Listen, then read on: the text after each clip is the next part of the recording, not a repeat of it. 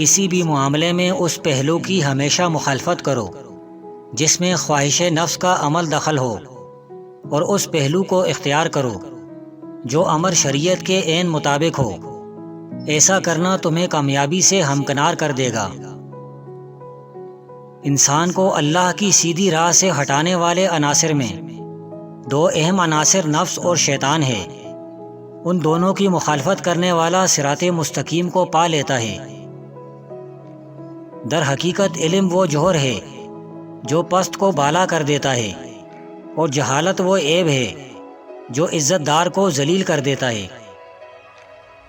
انسان کو علم و فضل کے ذریعے سے اپنے آپ کو آراستہ کرنا چاہیے۔ یہ وہ بلند مقام ہے کہ دنیا کا کوئی بھی مقام اس کا مقابلہ نہیں کر سکتا۔ میں نے دنیا داروں کو آزمایا تو وہ سارے ہی بخل کے مجسمے میں نظر آئے، اور وہ بخیل جو اپنی ذات پر خرچ نہ کر سکتا ہو وہ دوسروں پر کیسے خرچ کر سکتا ہے؟ محتاج آدمی ہمیشہ دوسروں کی ضرورت پر اپنی ضرورت کو مقدم رکھتا ہے۔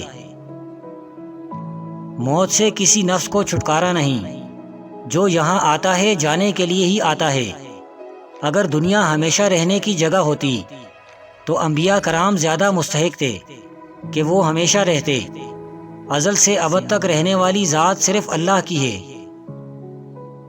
سخاوت وہ وصف ہے جس سے آدمی اللہ کے قریب ہو جاتا ہے۔